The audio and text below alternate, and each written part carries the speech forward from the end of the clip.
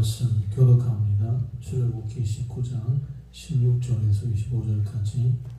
셋째 날 아침에 우레와 번개와 빽빽한 구름이 산 위에 있고 나팔 소리가 매우 크게 들리니 진중에 있는 모든 백성이 다 떨더라. 모세가 하나님을 다스리고 백성을 거느리고 진에서 나오매 그들이 산길 속에 서 있는데 시내산의 연기가 자욱하니 여호와께서 불 가운데서 거기 강림하심이라. 그 연기가 온기 가마 연기 같이 떠오르고 온 산이 크게 진동하며 나팔 소리가 점점 커질 때에 모세가 말한즉 하나님이 음성으로 대답하시더라. 여호와께서 시내산 곧 그 산 꼭대기에 강림하시고 모세를 그림으로 부르시니 모세가 올라가매 여호와께서 모세에게 이르시되 내려가서 백성을 경고하라. 백성이 울고불고 나 여호와에게로 와서 버리려고 하다가 많이 죽을까 하느라. 또 여호와께서 가까이 하는 제사장들에게 그 몸을 성결히 하게 하라. 나 여호와가 그들을 칠까 하노라. 모세가 여호와께 아뢰되 주께서 우리에게 명령하여 이르시기를 산 주위에 경계를 세워 산을 거룩하느라 하셨으면즉 백성이 시내산에 오르지 못하리이다. 여호와께서 그에게 이르시되 가라. 너는 내려가서 아론과 함께 올라오고 제사장들과 백성에게는 경계를 넘어 나 여호와에게로 올라오지 못하게 하라. 내가 그들을 칠까 하노라.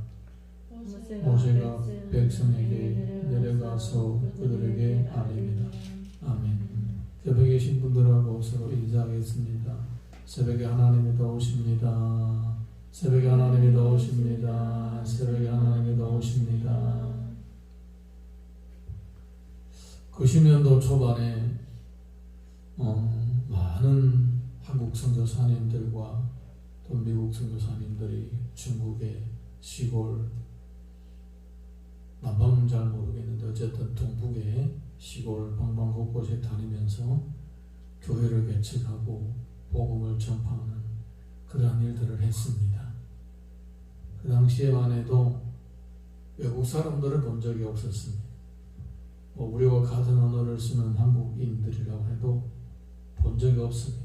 그래서 어느 곳에 목사가 왔다고 하면 구경하려고 갔습니다. 사람들이 궁금해서 어떻게 생겼는지. 2년도쯤에 이제 선교사님들하고 같이 어느 시골 교회에 갔는데 그 집이 세 칸 벽돌집인데 한 칸에서 예배를 드리는데 사람이 너무 많아서 바닥에도 서고 그때 아마 8월달쯤인 것 같아요. 창문을 열어놓고 문 앞에까지도 다 섰습니다.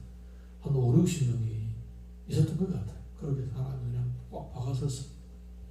목사님이 말씀을 전파하고 또 그 자리에서 한 사람들이 있으니까 세례를 베풀겠다고 해서 누구든지 원하면 다 세례를 받게 했습니다. 그리고 세례를 받고 난 후에 또 이제 성찬까지 했습니다. 그리고 성찬까지 하고 이제 끝나고 나서 근데 그 중에 진짜 구경을 하려고 왔다가 분위기에 따라서 그냥 세례를 주나 보다 하고 분위기에 밀려서 세례를 받고 성찬을 참가한 사람도 있었어요. 실제로 그랬습니다. 그 당시에 분위기 자체라는 게 아주 그렇습니다. 하고 몰래가지고 그러니까 내가 안 하면 내가 마치 어떤 유행과 어떤 이런 분위기에 뒤떨어지는 것을 느끼는 사람들이 있었던 것 같아요. 막 세례받고 성찬도 막 참여하고 그랬는데 그 중에 동네 아저씨 몇 명이 예배 끝나고 이렇게 얘기를 하는 거 제가 들었습니다. 뭐라 하냐면 그 중에 한 아저씨가 하는 말이 야 교회 오니까 좋긴 좋다. 술 한잔 주고 안주도 빵으로 안주도 하나 주고 그렇게 얘기를 하는 거예요. 근데 저는 그 얘기를 들으면서 충격을 받았습니다. 저는 그 전해에 91년도에 물론 저도 교회에 예배 참석하는 첫날에 세례를 받았지만은 저는 이제 사실은 성령께서 강력하게 역사하셨어요. 세례를 받는 그날에 나도 모르게 이 세례 받기 전에 다 회개하라고 그러더라고요. 죄가 생각나는 게 있으면 하나님 앞에 고백하라고 그래. 그런 잠깐 짧은 절차가 있었어요. 그러면서 이제 세례를 줬는데 저도 그날에 교회 가서 그 자리에서 예배를 참가하면서 세례를 받았는데 그렇게 눈물이 나더라고요. 나도 모르게. 저도 몰라요 왜 그런지. 은혜를 주셨던 것 같아요. 그런데 이 아저씨들은 그게 농담. 예. 세례받는 것도 그리고 성찬에 참여하는 것도 빵을 나누는 것도 그게 술 한 잔 주고 술안주 하나 주는 것처럼 느껴지는 거예요. 충격을 받았어. 그래서 야 이거는 참 문제다. 이렇게 그냥 마구잡이로 세례를 베푸는 것도 문제다. 그런데 문제는 마구잡이로 세례를 주지 않으면 나 같은 사람 세례를 못 받잖아요. 나도 마구잡이로 세례를 주니까 받은 거 아니에요. 사실은 교회 온 사람한테 6개월 동안 훈련시키고 교육받고 세례 교육시키고 그 다음에 문답하고 또 6개월 지나서 세례를 주면 저는 그 해에 세례 못 받습니다. 그리고 그 해에 뭐 설교 찬양인도 못합니다. 세례도 안 받은 놈이 아직까지 제대로 교리도 모르고 그런 놈이 어떻게 그 해에 7월달에 4개월 5개월 만에 교회에서 찬양 인도하고 말씀을 전가하고 그럴 수가 있겠습니까? 불가능한 일이에요. 저 자신 자체가 마구잡이로 세례를 베푸는 데에서 마구잡이로 세례를 받았어요. 근데 그 당시에 보면 이 마구잡이로 세례를 베푸면서 많은 패전들도 있었어요. 아예 하나님을 믿지 않는 사람들도 그냥 분위기에 휩쓸려서 세례를 받은 경우가 있었습니다. 이걸 긍정적으로 봐야 되지 부정적으로 봐야 되지 지금도 저는 크기에 대해서 뭐라고 얘기할 수가 없어요.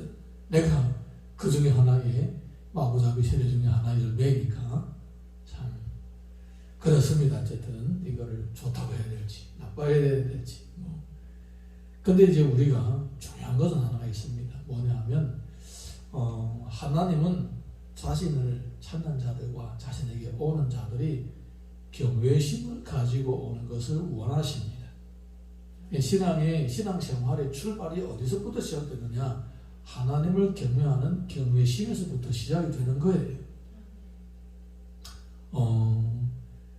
오늘 우리 성경을 보게 되면 이 이스라엘 백성들이 그동안에 출애굽을 하면서 많은 하나님의 기적을 체험했습니다. 10가지 재앙도 체험하고 홍해도 건너고 그 다음에 만나도 먹어보고 반석에서 물이 나오는 것도 마셔보고 썰물이 단물로 바뀐 것도 마시고 많은 기적을 체험했습니다. 그럼에도 불구하고 이 사람들이 아직까지도 하나님을 경외하는 마음이 너무너무나도 부족한 거예요. 하나님이 보시기에. 그래서 하나님께서 모세를 부르고 시내산에 올라오라고 한 다음에 모세에게 얘기를 합니다. 이 사람들이 산에 올라가가지고 하나님을 보겠다고 날뛰다가 호기심을 가지고 하나님 어떻게 생겼는지 모세 니가 도대체 어떻게 하나님을 만났는지 우리 궁금하다 한번 보자라고 밀고 올라오면 다 죽는다. 내가 절대로 가만 놔두지 않겠다. 다 죽는다. 그러니까 몰록에 경계를 끊으라고 하는 것입니다. 여러분 하나님을 경외하지 않는 사람들 하나님 향한 경외심이 부족한 사람들은 하나님을 너무나 가까이 하게 되면 오히려 그것이 그 사람에게는 저주가 되는 거예요. 복이 아니에요. 복이 아니에요.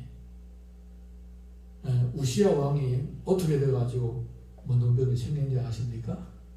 제사장이 제사를 드리니까 나도 이 나라의 최고 지도자인데 제사장도 내 말을 들어야 되는데 내가 더 권위 있지. 내가 가서 제사를 드리겠다고 아니 성전에 들어가서 제사장들만 제사를 드리는데 제가 가가지고 제사를 드리겠다고 성전으로 막 난입을 하는 거예요.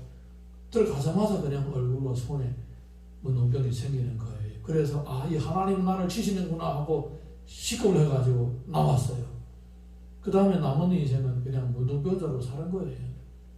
아들이 오히려 왕 노릇했던 겁니다. 이렇게 경외심이 없는 자가 하나님을 가까이 하면 가까이 할수록 그에게는 더 위험한 거예요.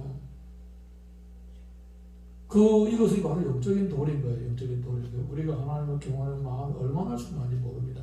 사람은요, 죄가 있고 없고 이게 문제가 아니에요. 우리가 죄가 있는데도 불구하고 내가 죄인임을 인정하고 그 보호에 대한 능력을 믿고 속죄의 은혜를 믿는 사람은 그 죄가 해결이 되잖아요. 그리고 그 죄가 있더라도 이미 예수의 속죄의 공로로 해결이 됐기 때문에 이 사람은 하나님을 가까이 해도 되는 거예요. 경외심만 있으면. 그런데 하나님 향한 경외심 기본이 없는 사람은 이 하나님을 가까이 하다가 문제가 있다는 거예요. 오히려 이 하나님으로부터 저주를 받고 심판을 받고 오히려 그 자체에 피해가 된다는 거예요. 그래서 오늘 우리 이스라엘 백성들의 신앙생활의 초기에 아예 하나님께서 말씀해 주십니다. 가까이 하지 말라. 적당하게 거기까지만 따오라는 거예요. 그리고 누가? 모세하고 아론만 가까이 오라는 것입니다. 이스라엘 백성들이 나중에 요단강을 건널 때에 하나님은 법궤가 먼저 가라고 합니다. 그리고 법궤하고 일정한 거리를 두고 가까이 못하게 합니다. 예. 그게 3,000규비입니까? 아마 3,000규비일 거예요. 거리를 두고 가라는 거예요. 그 법궤 가까이 하지 말라는 거예요. 법궤조차도 가까이 못해요. 그래서 법궤를 메고 강물을 밟을 때에 강물이 쫙 갈라지는 거예요. 할렐루야. 네, 하나님의 역사심의 그 핵심 가운데에 경외하지 않는 사람들이 거기에 끼어들면 하나님 역사하지 않으시는 거예요. 아이성을 공격할 때도 봐요. 하나님의 명령을 불순종하는 사람이 거기 섞여 있으니까 패배를 하잖아요. 패배를. 그래서 이게 하나님을 경외하지 않는 마음이 이게 아주 뭐라고 할까요? 이거는 하나님과 나 사이에 벽과 같은 존재입니다. 네. 이 하나님을 경외하지 않는 마음을 가지고 어떤 예배에 참석한다. 이건 위험한 거예요, 오히려. 물론 은혜가 강력하면 그 사람이 그 가운데서 깨지겠죠. 변화되겠죠. 그런데 모든 경우를 볼 수 있느냐? 오히려 그것이 그 사람에게는 더 화가 되는 그런 경우도 있는 것입니다. 그래서 우리가 믿지 않는 사람들 데리고 예를 들어서 교회당으로 온다, 예배에 참석한다 이럴 때는 그 사람들에게 정말로 많은 기도를 해야 되는 거예요. 할렐루야. 여러분, 하나님을 믿지 않는 거하고 하나님을 경외하지 않는 거하고는 약간 의미가 다른 거예요. 네, 의미가 다른 거예요. 하나님을 경외하지 않는 사람은 하나님을 존경하지 않는다는 의미입니다. 하나님을 믿지 않는 사람도 하나님을 경외하는 사람이 많아요. 예. 예전에 제가 잠깐 섬겼던 시골 교회에 있었는데 그 집에 마누라가 성도예요. 집사예요. 집사. 그런데 이럴 때에 이 가을철이 되면 쌀을 찌면 이 남편이 교회 안 다녀요. 안 다니는 사람인데 마누라가 교회 다닌다고 쌀을 찔 때에 풍년이 되면 쌀을 한 가마씩, 중국의 쌀이 100kg짜리죠. 한 가마씩 교회에다가 헌물을 합니다. 자기는 교회도 안 다니면서 예수도 안 믿으면서 그래요. 이런 사람도 하나님을 믿지 않아도 하나님을 경외하는 사람이에요. 그리고 또 제가 예전에 95년도쯤에 잠깐 부경에 가 있은 적이 있었는데 그 권사님의 아들이 큰 기업을 하는 사람이 그 당시만 해도 중국 돈 몇 억씩 굴리면서 이렇게 장사했던 사람인데 본인은 하나님을 믿지 않아요. 그런데 자기 집을 사가지고 엄마한테 여기서 예배당을 하라고 예배 드리라고 그렇게 하고 교회에 누가 오면 엄청 반가워. 제가 그때 20살 초반에 전도사인데 진짜 그 사람 앞에서는 말톱도 안 되죠. 사회적으로 볼 때 그렇다는 거예요. 중간 간부들하고도 같이 술 마시고 장사를 얘기하고 이런 위치에 있는 사람이었어요. 그 당시만 해도 우리 같은 사람은 진짜 문의 차이도 않겠죠. 그렇지만 항상 공손하게 전도사님하고 절대로 자기 잘난 척 이런 게 하나도 없었어요. 그 정도로 하나님을 경외하는 거예요. 여러분, 이게 하나님을 믿는 사람이라고 하나님을 다 경외한 게 아니에요. 얼마나 자기가 하나님 믿는다고 하면서도 거들먹거리고 하나님을 마음속으로 무시하는 사람들이 많아요. 예. 그리고 얼마나 많은 하나님 믿지 않는 사람도 하나님을 경외합니까? 여러분, 성경을 보게 되면 이대로 하나님을 믿을까요? 안 믿을까요? 하나님을 경외할까요? 안 할까요? 하나님 믿는 것 같지는 않아요. 본인의 제사장, 이방인의 제사장이니까. 그런데 하나님을 경외합니다. 신중에 하나님이 최고라고 그렇게 생각하는 거예요. 물론 성경에 이 기록된 대로 보면 그럴 수도 있다라는 거예요. 나중에 하나님을 믿는지 아는지 그런 우리는 잘 모르지만은 액면적으로 볼 때에 본인 이방인 제사장이에요. 그 전만 해도 그런 일이 있겠나라고 생각하고 그랬습니다. 그의 딸도 심지어 남편을 따라다니면서 하나님을 정말로 신실하게 믿었다라고 볼 수가 없을 정도로 그런 가문이에요. 이방인 제사장 가문입니다.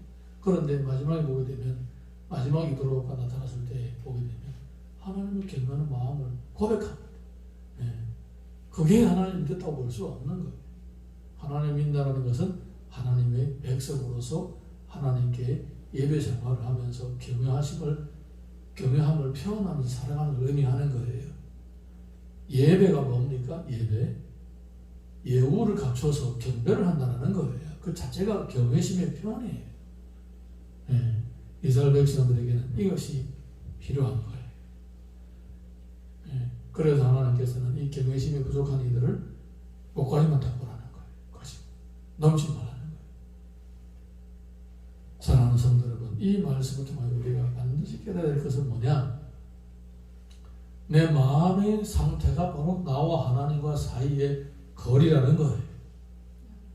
내가 하나님을 경외하는 정도, 얼만큼 내가 하나님을 존경하고 경외하느냐, 이것이 나와 하나님과의 실제적인 거리인 거예요. 하나님의 영이시니까 나와 어떤 실제적으로 이 공간 속에 존재하는 사람하고는 숫자적으로 거리를 측정할 수가 있어요. 제가 지금 여러분하고 거리가 한 8m, 10m 거리가 되잖아요. 이거는 측정 가능한 거예요. 자를 가지고 재보면 되는 거예요. 8m 같지 않는데? 8m 1cm 같은데? 재보면 되는 거예요. 아니 7m 90cm 같은데? 재보면 되는 거예요. 그거는. 그런데 신앙은 그렇지 않아요.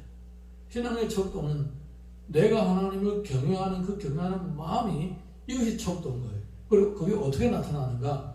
예배를 통하여 나타나는 거예요. 이렇게 하나님을 경외하지 않은 사람은 자기 호기심이라든가 어떤 욕망을 만족하기 위해서 어떤 질서와 제도를 안 지키고 제멋대로 제 마음대로 하고, 그리고 힘들고 어려우면 하나님도 주의 종도 다 욕하고 저주하고 이러는 거예요. 이거는 뭡니까? 이 하나님을 경외하지 않는 사람들에게서 나타나는 모습인 거예요. 그래서 이 하나님의 경외심은 예배를 통하여 말씀에 대한 태도와 주의 종들에 대한 태도를 통하여 이게 반응이 되는 거예요. 반응이 되는 거예요. 네.